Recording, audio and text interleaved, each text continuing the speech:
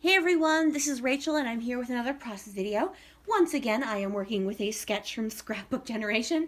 We are almost through with these. I think there's 3 or 4 more weeks of doing these.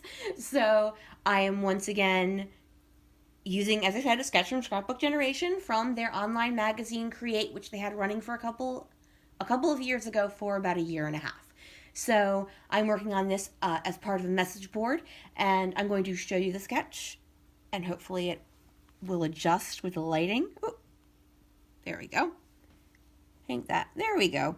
So you can see it is a 2-page sketch, and I actually am going to be doing 2 pages this time. I don't have as many photos as are in the sketch, so I am going to employ the use of pocketed page cards in order to make those up.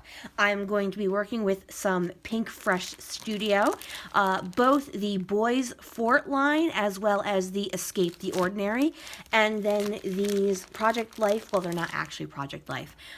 They are pocketed page scrapbooking. These came from a sugar. I bought some stuff from Studio Calico, but so this was not necessarily from Studio Calico. It's Elsie Flanagan had a line, "Get Messy, Messy Box," or something like that, and it was one of the things they had on clearance. So it was an entire kit, and it was like $4. So I went ahead and bought it, and I don't necessarily try to buy Project Life stuff because I don't do Project Life, but in this case, it just came as part of a set, so I went ahead and got them, and I thought they went well with the Pinkfresh Studio stuff, so I popped it in here, and it works well for the fact that in looking at this sketch, it does scream to me to use some I keep calling it Project Life, even though that's a copyrighted idea, but pocketed page cards. All right, folks, I'm going to get you put on fast forward. I will be right back. Okay, the first thing I'm going to do is go through these Project Lifestyle cards and see what will work with my layout. Now, they are themed towards the outdoors, so not everything is going to work, but I do find a few that will work. The one I really, really like, I don't end up being able to use because part of it there's like a matching 3x3 card and then a 4x6 card. And since one's going to go on the left hand side of the double page and one's going to go on the right hand side, I thought it would be perfect. It's this one right here is the 4x6. I thought it would be perfect to tie in, but nothing else in the line or in my photos have that bright aqua color. So in the end, it's just not going to work out.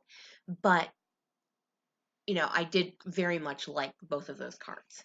So I'm going to take both of my 12 by 12 pieces of cardstock and I'm going to spread them out so you can see the entire double page layout as it will eventually wind up. So as I said in my introduction, I don't have quite as many photos as the sketch calls for. I am instead simply going to ignore those little 2x2 photos for the most part. I do make some of my photos a little smaller, but for the most part, it just isn't going to work out because I just didn't print them that way. So I'm looking at them and I really like them, but that blue is just not going to work out. So I do go with this darker piece of paper that has the stars on it.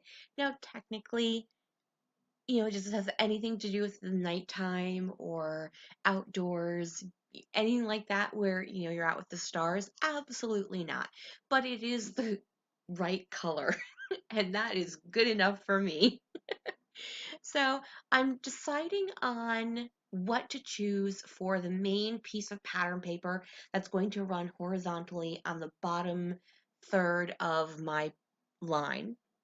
And while I'm at that, I realized, oh, you know what? I did not mention that this package of stuff also contained some freestyle from, is it Photoplay paper?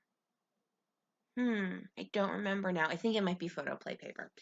Anyways, I only bought a couple pieces of paper from that line. I didn't buy any of the embellishments. So once I used it to make a layout, I just tucked it in with all of my Pinkfresh Studio stuff because it had similar colors.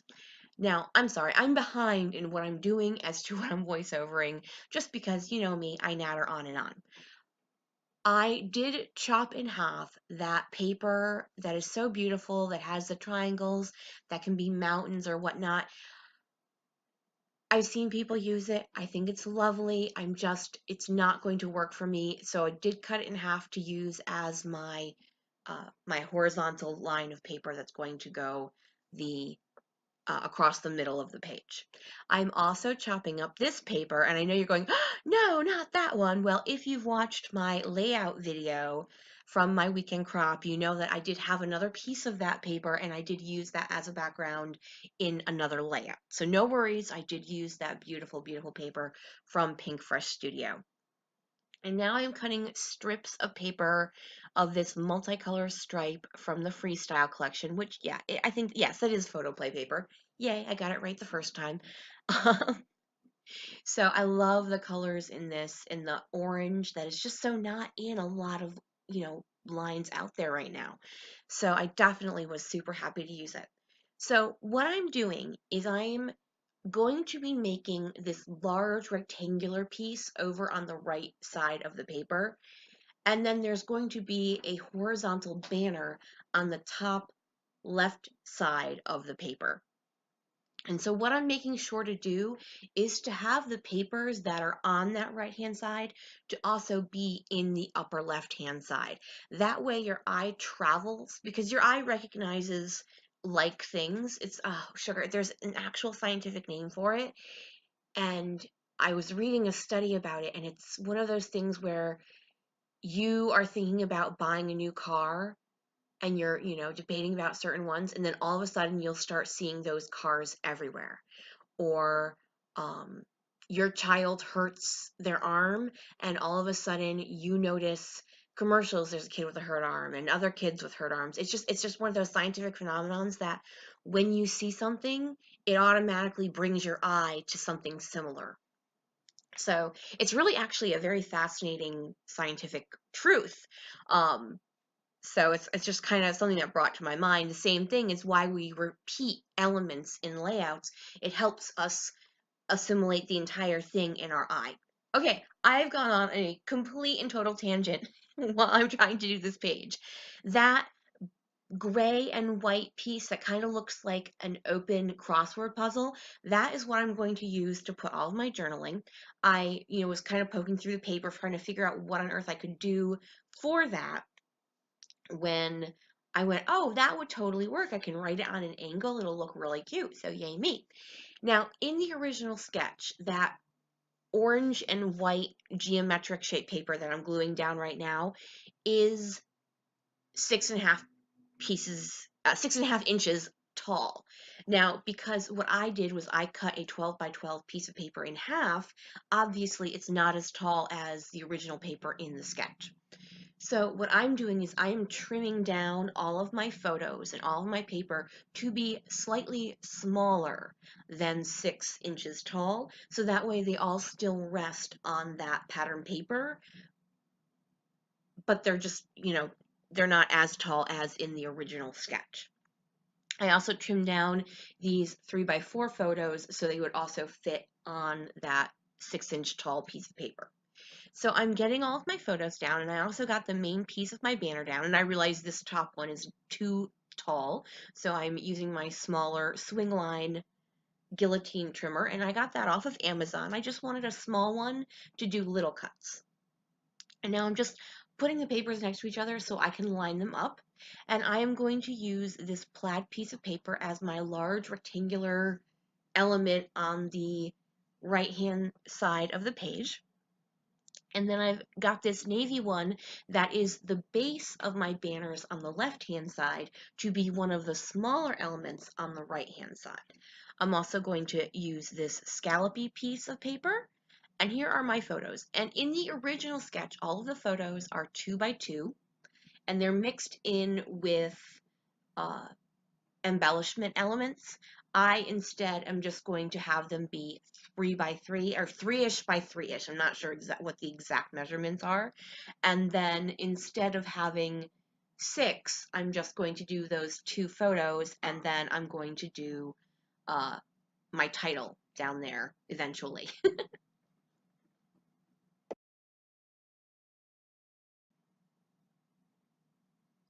If you hear any background noise, I apologize. My neighbors are getting their roof redone, so you might hear what sounds like gunshots in the background.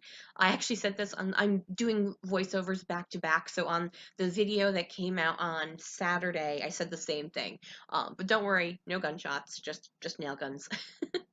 All right, I have my right hand side, the vertical, they're not really banners because they're just pieces, there's no notches in them, but I am making vertical banners on the left hand side, and I'm using my Stampin' Up! Triple banner punch for this.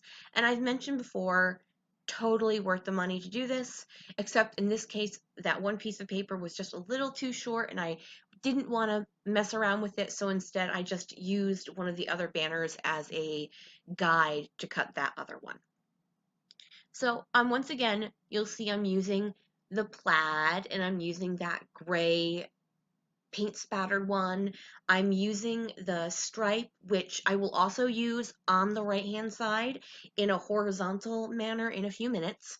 And then I am also using the multicolor stripe to go across the whole thing to bring that bright orange color over to the top left hand side as well. I love the way this banner turned out. It's just super cute. Ah, yes, cute. Now there's a descriptive word for you. All right, I'm going to start embellishing now. I'm not going to do any really heavy embellishing, but you know, if you've watched a video of mine, I do like to embellish.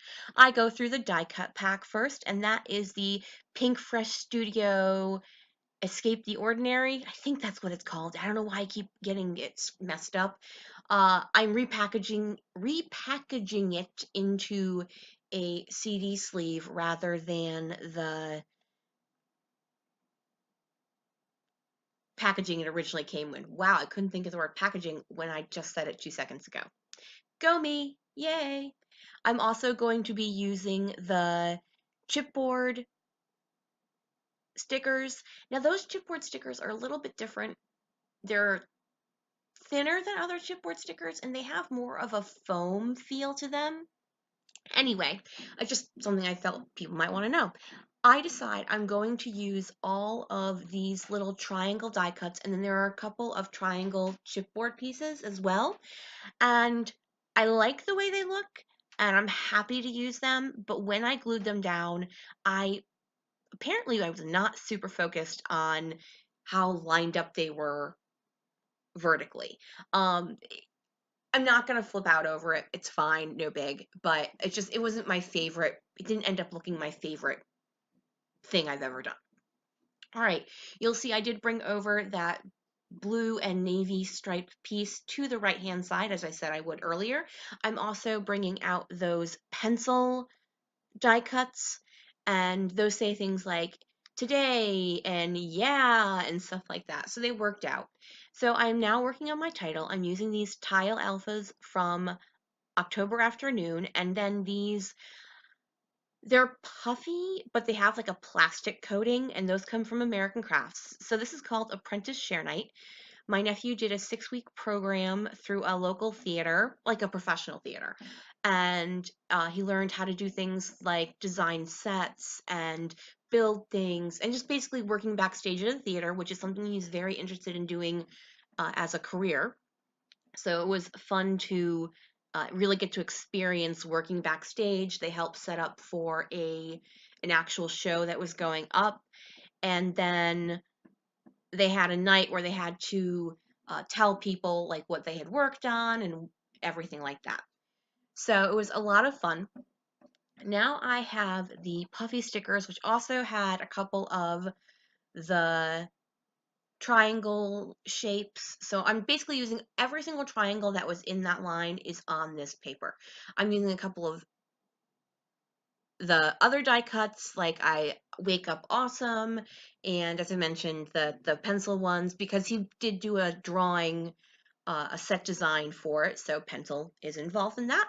And now I'm adding these sketchy black and white plus signs as kind of a finishing touch. I'm going to add those and a couple more of the chipboard stickers. And then the last thing I think I'm going to do is add some of the wood buttons with the epoxy centers that also came from the Escape the Ordinary. And I'm going to do those in the same embellishment areas as I did everything else. I am going to do my journaling close to the end. I actually might, oh yes, I do. I couldn't remember if I did it on camera or not, but I did do it on camera. I just cut it out because it was quite a bit of journaling. And I do fill this entire 4x6 sheet. All right, that is going to finish off my layout here. I want to thank you guys so much for joining me. If you could flick me a thumbs up, that would be super awesome. Have a great day, everybody. And there are photos, so you can watch all the way to the end. All right, goodbye.